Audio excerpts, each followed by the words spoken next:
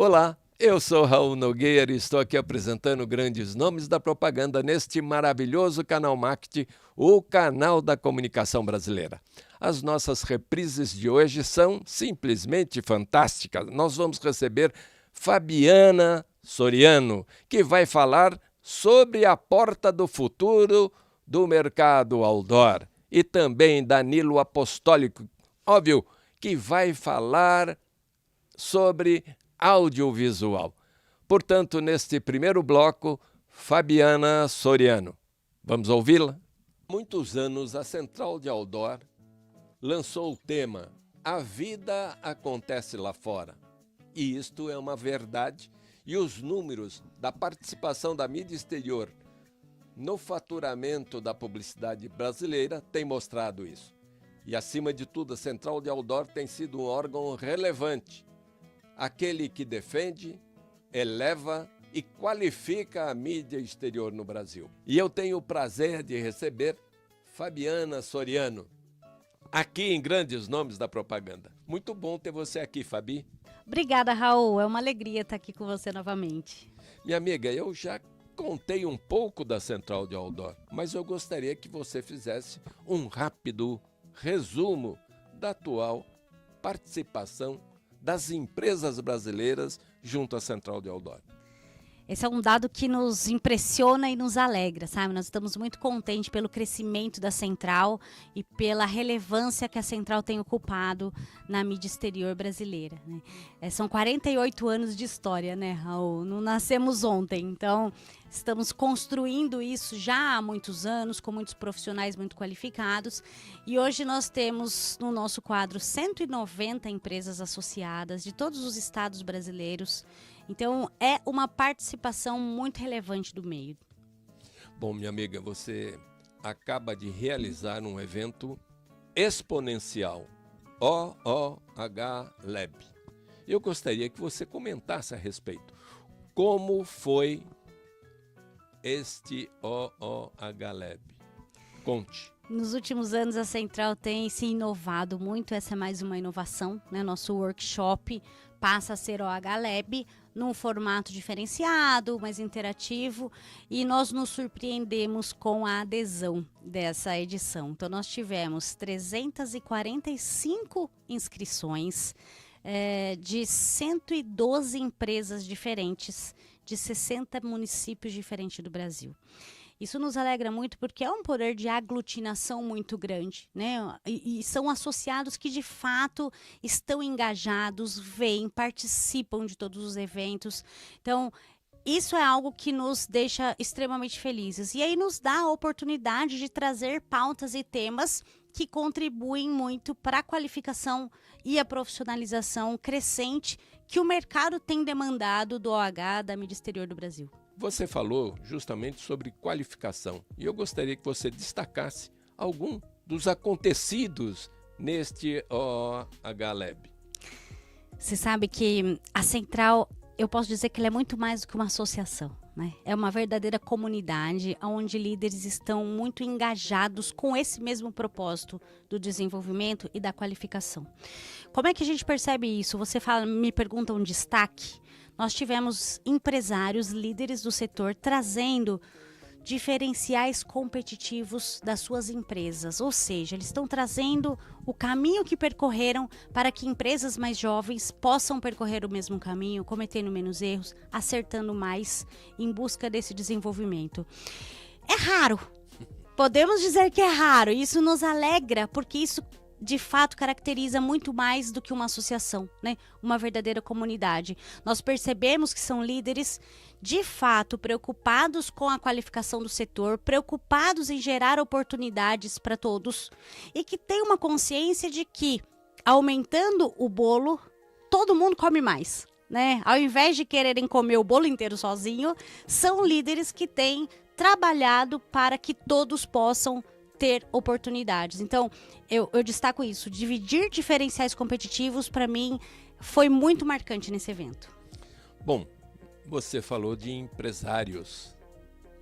E eu gostaria e sugiro a você que a gente possa ouvir alguma das opiniões dos empresários que participaram deste evento tão grandioso. O que você me diz? Vamos lá, só pessoas queridas, né? Vamos lá.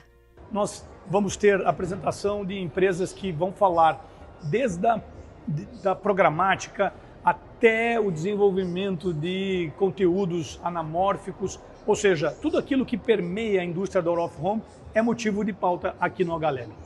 Aqui o evento, a gente está tendo uma participação com um espaço muito didático, muito intuitivo, para o público todo que está entendendo essa digitalização do mercado, poder visitar e experimentar diferentes resoluções de painéis de LED aplicáveis aí nos diferentes mercados e pontos de exploração de mídia. Então, desde o mobiliário urbano, que são peças pequenininhas, até grandes painéis outdoor, desses billboards que a gente vê em penas, sempre gera na cabeça das pessoas aquela dúvida: qual é o painel certo que eu devo considerar?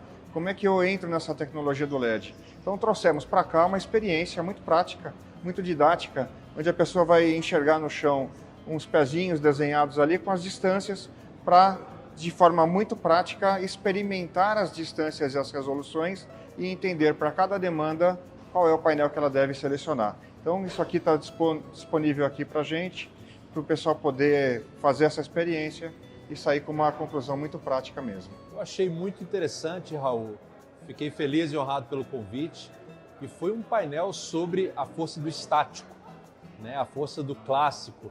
Então, a gente tem tido uma demanda muito grande dos associados da Central de Outdoor para explorar mais esse assunto, porque se fala muito de LEDs, muito de novas tecnologias, mas o clássico ainda tem muita força e vai continuar tendo.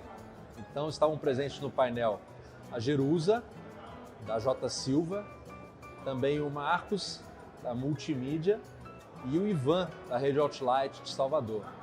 O Marcos com a visão de planejador, a Jerusa com uma visão de uma empresa tradicional, com circuito de outdoors numa cidade, que é Rio Preto, e também painéis rodoviários, e o Ivan falando da forma como ele vende os estáticos no meio da sua rede de LEDs em Salvador. Ele tem também bastante estático, só que ele vende de uma forma diferente, como projetos especiais.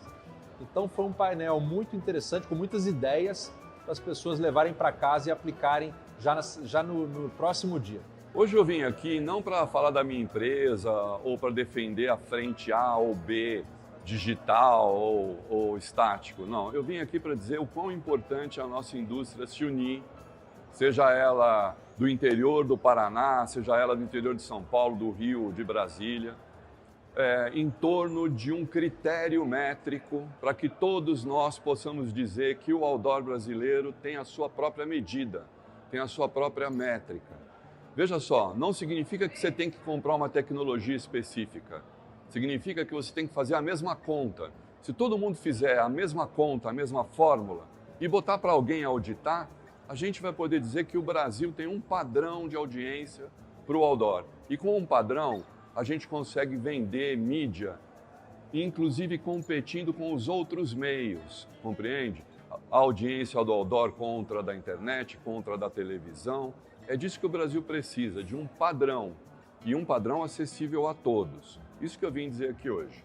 Mais um ano junto com a Central de Outdoor, junto com toda a premiação, e esse ano, o primeiro ano com o nome HLab, com tantas e tantas tecnologias, tanta inovação, em um espaço incrível. E eu falei isso no palco, o espaço de onde eu casei 15 anos atrás, então eu fiquei lembrando, né, daquele momento eu entrando. Então foi incrível olhar aquele tamanho de tela, o impacto, tudo que a gente recebeu de conteúdo nestes 2 dias. Então foi incrível, Central, parabéns uma vez mais pelo evento incrível, por toda essa entrega, e para nós da LED, nós sempre faz sentido o investimento, estar junto com todos vocês, todas as empresas de OH, todas as empresas de mídia, porque nós acreditamos, confiamos no nosso mercado, no nosso meio, e estamos juntos, entregando a solução completa. Conte comigo, conte com a The LED, vamos para o próximo, e agora a régua tá lá em cima, hein? Quero ver. O ano que vem, vamos ser surpreendidos mais um ano. Como nós ouvimos, inclusive, do empresariado, a régua subiu.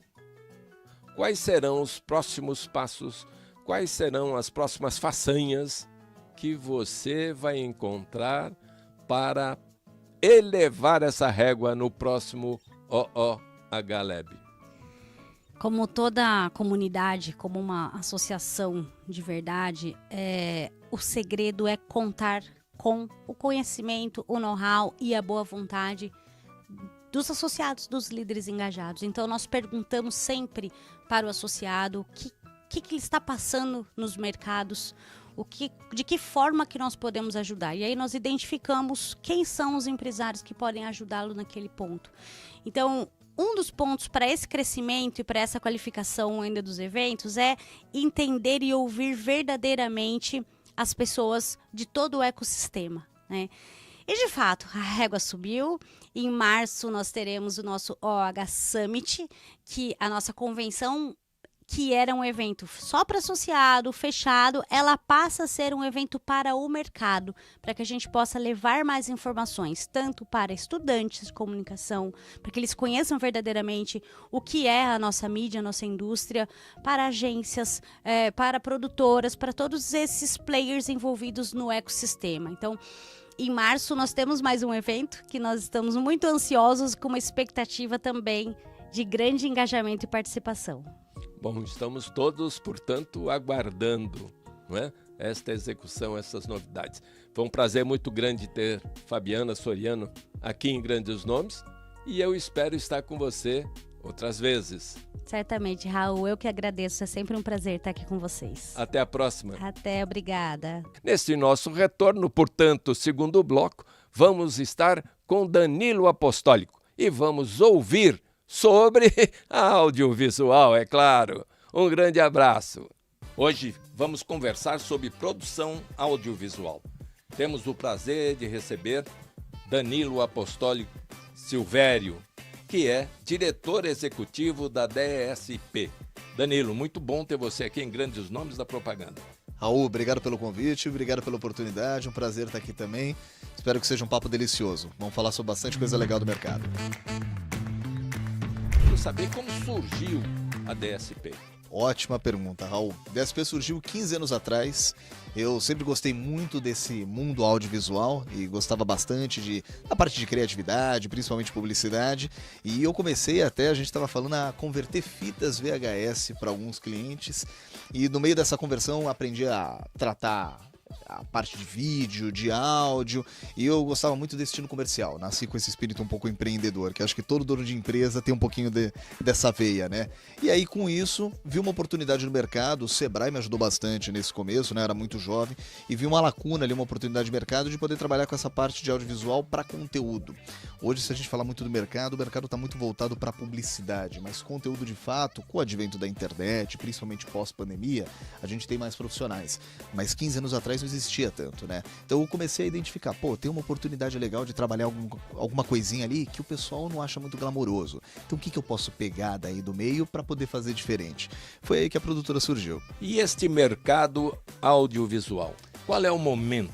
Qual é o estágio que ele está? A gente tinha muito dividido anteriormente o mercado de conteúdo e de publicidade. E o escopo dos fornecedores hoje que atuam dentro do audiovisual está muito mesclado. Mas a estrutura continua tradicional. Então você tem, por exemplo, uma estrutura tradicional que atendia conteúdo como novelas, séries, produções um pouco mais nesse formato que não é tanto persuasivo como a publicidade, tentando fazer um pouco dos dois, o que financeiramente não encaixa. E é aí onde está a espinha dorsal que a DSP faz parte, né? A gente pega exatamente essa lacuna de como é que eu consigo ter uma equipe mais enxuta para poder atender escopos de budgets menores e, ao mesmo tempo, entregar a qualidade e rapidez que o cliente tanto precisa. Ainda mais com o boom aí do marketing digital pós-pandemia, em que as coisas precisam ter um real time mais eficiente do que o próprio real time, né? Então, conseguir mesclar essas duas coisas, esse melhor dos dois mundos, é o que hoje o mercado está conseguindo atender e quem faz isso se destaca muito mais. Mas vocês têm cuidado mais de conteúdo do que o mercado publicitário. Isso é vocação? Tem um pouco da vocação, mas o principal é visão de negócios. Por que visão de negócios? O mercado publicitário é um mercado que é caro por natureza, né, Raul? Porque a gente tem um zelo e tem até mesmo um cuidado, uma especificidade muito grande que a parte de conteúdo hoje não exige tanto. E pela equipe já estar mais especializada, como você bem colocou, da parte de conteúdo, né, a vocação já está está muito mais voltada a isso, você se converter para publicidade leva mais tempo, que exige também mais dinheiro. E como eu estava falando também, essa estrutura da publicidade ser menos enxuta e muito mais inflada, engordada, até pelo próprio luxo que a publicidade traz, e faz parte, né? Cada um ali tocando no próprio lado da banda que faz sentido, hoje pra gente não é um viés muito interessante economicamente falando, tá? Então a gente acaba voltando mais pelo conteúdo, porque sim, a expertise está mais voltada a isso, e para os clientes também que a gente costuma atender, é um escopo também que está mais voltado a essa necessidade e essa realidade de budget deles. Bom, esse mercado em evolução constante, movimento constante, quais são os principais desafios de uma produtora hoje? Bom ponto, Raul. Pergunta trivial. Mas vamos lá. Acho que o principal ponto é realmente você conseguir equalizar bem a conta. E quando eu falo equalizar a conta, é equalizar quantidade de pessoas versus budget versus quantidade de demandas que você tem para que a saúde financeira da empresa e, ao mesmo tempo, o bem-estar, o zelo que você deve ter pela sua equipe e pelo tipo de produção que você atenda consiga estar em conformidade, o que hoje é muito difícil quando a gente costuma pegar essa estrutura um pouco mais tradicional até dessas produtoras que já trabalham com grandes equipes e acabam ficando meio apertadas e quase que rendidas ao budget do cliente. E, ao mesmo tempo, eu acho que existe um pouquinho da empatia do lado do cliente, de você entender que, olha, por mais que a gente precisa ter um preciosismo, isso eu estou falando por parte da DSP, mas por mais que você precisa ter um preciosismo e uma qualidade na entrega, existem formas da gente manter isso com mais agilidade, com mais eficiência e com melhor custo-benefício. E aí eu acho que é onde está o segredo. Então, o desafio principal é como é que você equaliza tudo isso numa conta só. Quem conseguir fazer hoje, está feito. E que é, com certeza, o maior desafio que a gente tem das produtoras que estão muito tradicionais querendo se transformar nisso. E quando eu falo de produtoras muito tradicionais, eu estou indo desde 1 ou 2 filmes da vida, né, onde é muito robusta, até uma produtora de vídeos publicitários também, que tem uma equipe bastante completa e complexa, mas que precisa se adequar a essa necessidade do cliente de hoje. Bom, nós vivemos no mundo da publicidade com agências de publicidade. Como é esse relacionamento? Para você, para a DSP, são concorrentes ou são parceiros? Nunca, a gente nunca tem concorrente, é o que eu falo, todo mundo é parceiro de negócio, né? Mas é legal você ter perguntado isso, porque hoje as agências às vezes enxergam a gente como alguém que está roubando parte do escopo delas, mas é muito pelo contrário, a gente complementa, né? Todos os fornecedores e parceiros dentro dessa questão estão complementando ali os trabalhos que a agência tem. As agências, inclusive, mudaram muito o formato, né? De uns 6, 7 anos para cá. Você tem agências um pouquinho mais robustas, com uma equipe mais concentrada e muito mais focada na necessidade principal dos seus próprios clientes e dos seus clientes principais também. Então a gente acaba entrando ali como um suporte, como um braço realmente para poder executar coisas que hoje os profissionais da agência ou não tem tempo ou a agência não dispõe deles para fazer.